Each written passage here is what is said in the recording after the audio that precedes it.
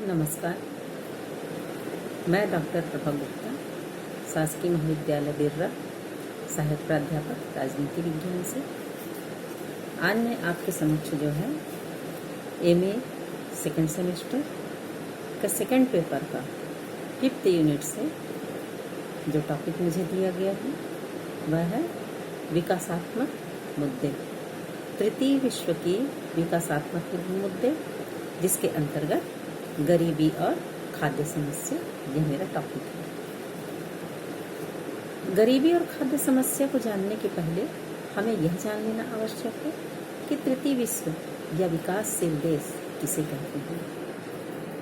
तृतीय विश्व जो है इसका अभ्युदय जो है 1945 के पश्चात अर्थात द्वितीय विश्व युद्ध के पश्चात इसका जन्म हुआ, क्योंकि द्वितीय विश्व युद्ध के पश्चात पूरे विश्व परिदृश्य में विश्व का जो समूचा जो उसका स्वरूप जो है, उसकी जो भौगोलिक स्थिति जो है वह पूर्णतः परिवर्तित होने की स्थिति में थी, क्योंकि द्वितीय विश्व युद्ध के पूर्व विश्व 2 भागों में विभाजित था, परंतु द्वितीय विश्व युद्ध के पश्चात जो साम्राज्यवादी जो देश थे उन देशों से उपनिवेशवाद का अंत होने जा रहा था, साम्राज्यवाद का अंत होने जा रहा था, क्योंकि द्वितीय विश्व युद्ध के पश्चात बहुत सारे ऐसे राष्ट्र थे जो उपनिवेशवाद से वह स्वतंत्र हो रहे थे और स्वतंत्रता के पश्चात उनके सामने एक बहुत बड़ी समस्या थी, वह थी उनके विकास की, उनकी आवश्यकताओं की पूर्ति की, क्योंकि पूर्व में साम्राज्यवादी देशों ने इनके आर्थिक विकास को अवरुद्ध कर दिया था, इसलिए ये अपने विकास का मार्ग जो है वह प्रशस्त करना चाहते थे। इसी संदर्भ में हम देखते हैं कि विकासशील देश जो है वह आर्थिक विकास के उच्चतर स्तर को प्राप्त करने के लिए प्रयत्नशील थे। ये पारंपरिक जो विकास है उसको छोड़ करके द्रुत गति से कृषि उपज को बढ़ाना चाह रहे थे और उन्हें विकास से विकसित देश की श्रेणी में ला करके खड़ा करना चाह रहे थे।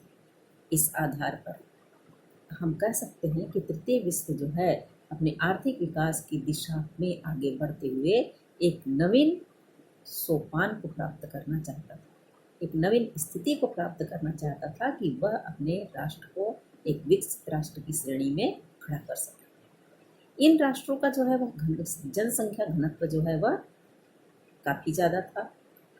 जनसंख्या घनत्व अधिक होने के कारण इनका विकास भी जो है वह सार्थक दृष्टिगत दिखाई नहीं देता था। विकासशील देशों में प्रमुखता यदि हम देखें तो वर्तमान में भारत, चीन, बांग्लादेश, श्रीलंका, सऊदी अरब आदि बहुत सारे ऐसे देश हैं जो अपने राष्ट्र को विकास के मार्ग पर प्रशस्त करते हुए आज एक विकसित राष्ट्र की श्रेणी में जाना चाहते हैं। इसलिए इन राष्ट्रों को विकासशील राष्ट्र की श्रेणी में रखा गया है और ऐसे ही राष्ट्रों के समूह को हम तृतीय विश्व के नाम से जानते हैं।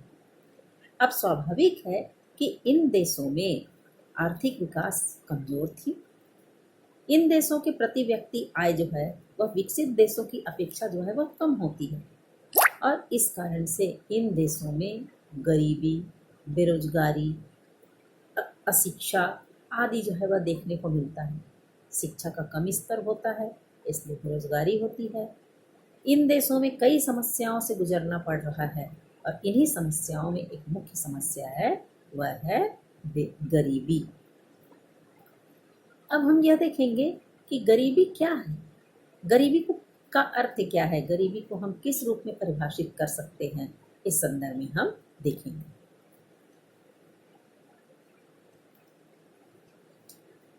आज विकासशील देशों में गरीबी एक मुख्य समस्या है। गरीबी की अंतर्राष्ट्रीय मौद्रिक परिभाषा के अंतर्गत यह कहा जाता है कि यदि एक व्यक्ति की आय अंतर्राष्ट्रीय मौद्रिक परिभाषा के आधार पर गरीबी को परिभाषित किया गया है कि किसी एक व्यक्ति की आय $1 से कम हो, यानी एक दिन में वह $1 से कम यदि वह कमाता है, उसकी आय होती है, तो वह व्यक्ति गरीबी की श्रेणी में आता है, गरीबी रेखा के नीचे माना जाता है। इसकी गणना करते समय प्रत्येक देश की गरीबी की अपनी सीमाओं को ध्यान में रखा गया है।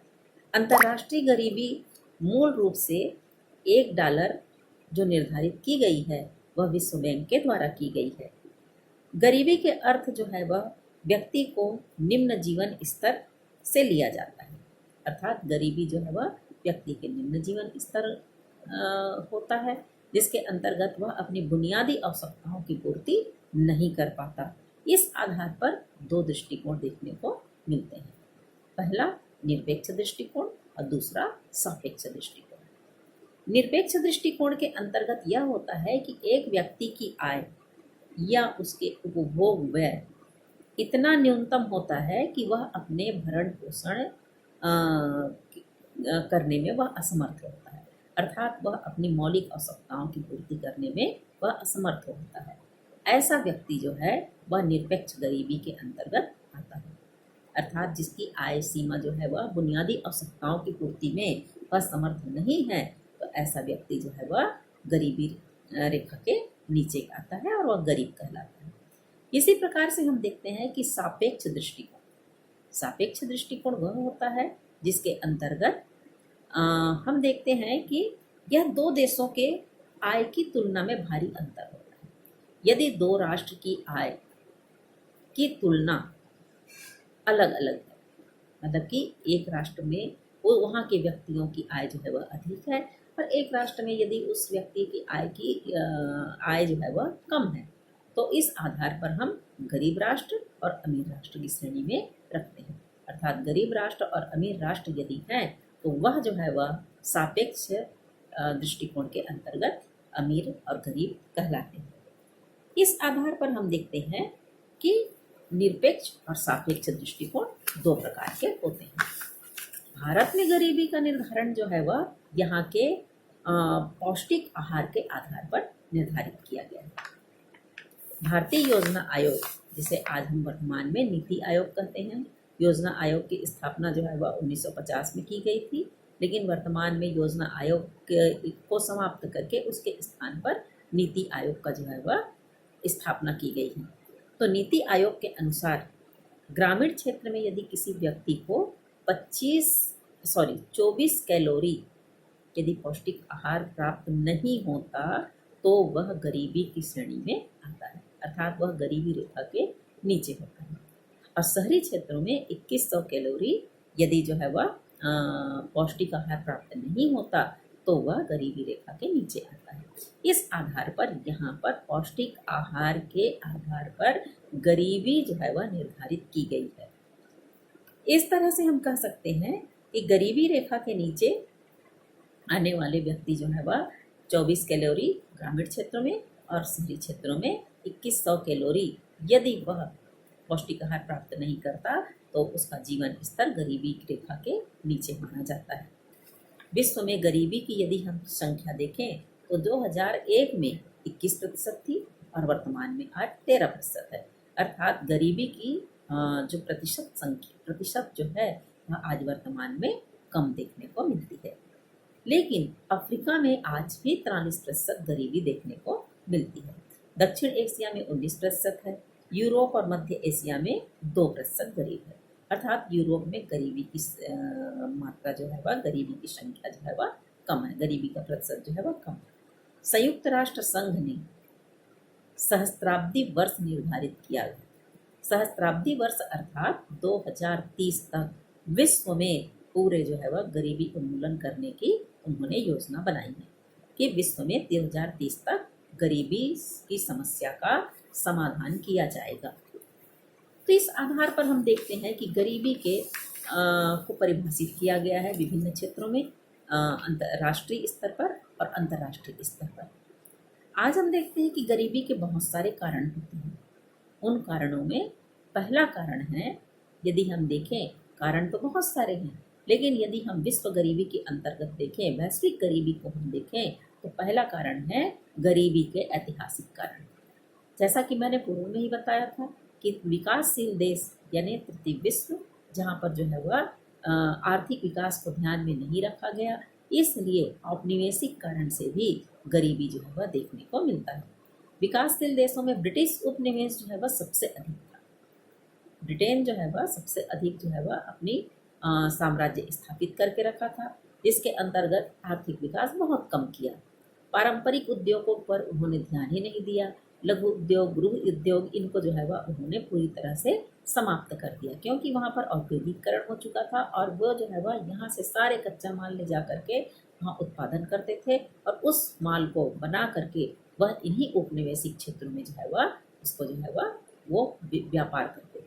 इस आधार पर स्थानीय जो आर्थिक विकास था उसको जो है वह पूरी तरह से उन्होंने विकसित करने का प्रयास नहीं किया।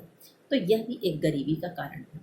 दूसरा कारण है जनसंख्या वृद्धि दर की अधिकता।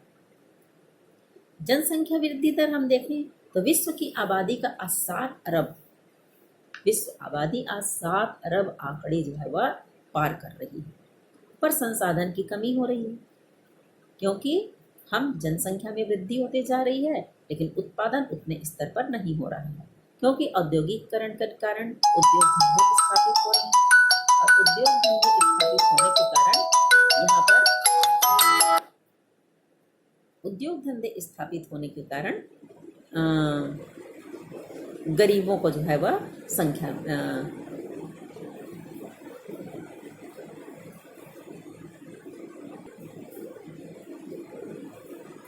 तो उद्योग धंधे औद्योगिकरण के कारण बड़े बड़े कल कारखाने स्थापित किए जा रहे हैं। जनसंख्या वृद्धि हो रही है तो स्वाभाविक है आवासीय भूमि जो है वह अधिकाधिक उपयोग किया जा रहा है, इसलिए उत्पादन में कमी होते जा रही है, क्योंकि इनको जो है वह उत्पादन के जो भूमि है उसकी कमी होती जा रही है। तीसरा हम देखें तो कृषि की कम उत्पादकता। ग्लोबल वार्मिंग के कारण आज विश्व जो है वह ग्लोबल वार्मिंग से ग्रस्त है। यह भी एक बहुत बड़ी समस्या है। ग्लोबल वार्मिंग के कारण कहीं पर भारी मात्रा में बारिश होती है, कहीं पर कम बारिश होती है, कहीं पर सूखा पड़ जाता है, जिससे जो है वह उत्पादन में कमी हो रही है। उत्पादन में कमी के साथ साथ यहाँ पर हम देखते हैं कि भूमि की उपजाऊ क्षमता भी कम होते जा रही है, जिससे जो है वह किसानों की स्थिति काफ़ी कमज़ोर होते जा रही है और गरीबी की संख्या में वृद्धि हो रही है। चौथा हम देखें तो भूमि एवं अन्य संसाधनों का असमान वितरण। इसका कारण यह है कि आज हम देखें औद्योगिकरण के कारण उद्योग जो है वह अधिकाधिक स्थापित हो रहे हैं, पूंजी जो है वह पूंजीपतियों के जो है वह हाथों में केंद्रित होते जा रही है और गरीब जो है वह मजदूर वर्ग जो है वह गरीब ही होता जा रहा है, अर्थात अमीर अमीर होते जा रहा है और गरीब गरीब होते जा रहा है। इससे भी असमान वितरण से जो है वह गरीबी की यहाँ पर देखने को मिलता है। भारत में जो है वह 90% जो संसाधन है उसमें 10% अमीरों का अधिकार है। यह भी एक गरीबी का बहुत महत्वपूर्ण कारण है, बहुत बड़ा कारण है। पांचवा यदि हम देखें तो कई अन्य सामाजिक, सांस्कृतिक और आर्थिक कारण हैं। इसके अंतर्गत यह होता है कि इसे हम यदि भारत के संदर्भ में देखें तो भारत में जो है वह लोग अपने सामाजिक दायित्वों की पूर्ति के लिए विभिन्न प्रकार के जो है वह कर्ज के जाल में फंस जाते हैं। जैसे सामाजिक दायित्व जो है समाज में उनको रहना है तो समाज के नियमों का पालन करना है। इसके तहत कोई शादी के लिए, कोई जो है वह पढ़ाई के लिए, कोई जो है वह विभिन्न क्षेत्रों में अपने कर्तव्यों की पूर्ति के लिए कर्ज ले लेता है और कर्ज के आधार पर जो पूंजीपति वर्ग जो है या जो है वह धनी सामंत वर्ग जो है वह उनका शोषण करता है और उससे जो है वह धीरे धीरे उसकी स्थिति कमजोर हो जाती है। छठवां जो है वह संसाधनों का अल्पतम प्रयोग। संसाधनों का अल्पतम प्रयोग में यह है कि कृषि में छिपी जो बेरोजगारी है, अल्प बेरोजगारी की दशाओं के कारण किसानों को आर्थिक दशा कमजोर होती है। कृषि में अल्प बेरोजगारी मतलब कुछ समय तक काम मिलता है, उसके पश्चात जो है वह उनको काम नहीं मिलता। जब जो है वह कृषि के क्षेत्र में यदि किसी का कृषि का काम चल रहा है, खेती किसानी चल रही है तो उनको काम मिलेगा और जब खेती किसानी बंद हो जाती है तब उनको जो है वह काम नहीं मिलता। इस प्रकार से अल्प बेरोजगारी, बेरोजगारी की समस्या जो है वह देखने को मिलती है। सातवां जो है वह है मुद्रास्फीति। मुद्रास्फीति यह जो है वह मूल्य वृद्धि के कारण भी मूल्य में वृद्धि होता है। मूल्य में वृद्धि होगी तो स्वाभाविक है गरीबों के पास जो है वह संसाधनों की कमी होती है, पैसे की कमी होती है, जिससे जो है वह उन अपनी मौलिक आवश्यकताओं की, बुनियादी आवश्यकताओं की पूर्ति नहीं कर पाते हैं। यह भी जो है वह गरीबी का एक कारण देखने को मिलता है। इस आधार पर हम देखते हैं कि ये गरीबी के विभिन्न कारण हैं। गरीबी के कारण इसका जो है वह विभिन्न इसके जो है वह प्रभाव भी पड़ते हैं। जैसे कि हम देखते हैं कि गरीबी से कुपोषण होता है, बेरोजगारी आती है, इसके अलावा जो है वह अशिक्षा आती है। अशिक्षा के कारण जो है वह व्यक्ति अपना विकास नहीं कर पाता। गरीब होता है वह अपनी शिक्षा का स्तर जो है वह सुधार नहीं पाता।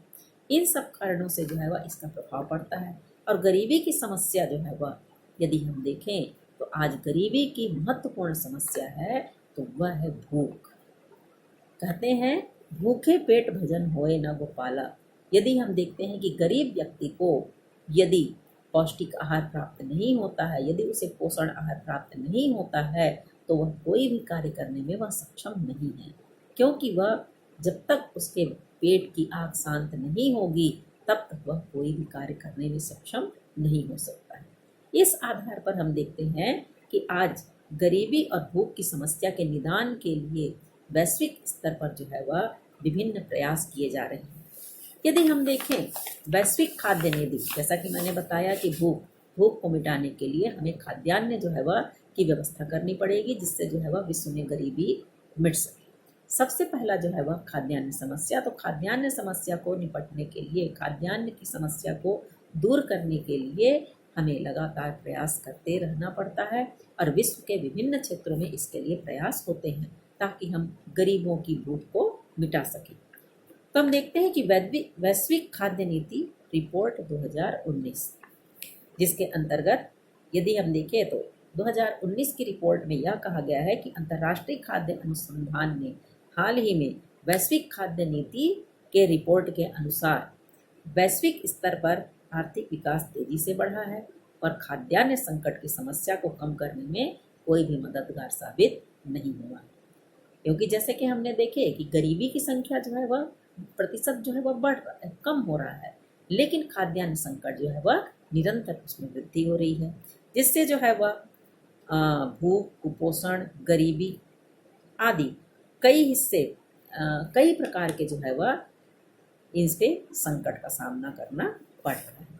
तो इस आधार पर हम देखते हैं कि वैश्विक जो रिपोर्ट है उसके आधार पर यहाँ जो है वह विभिन्न प्रकार के प्रयास किए गए हैं।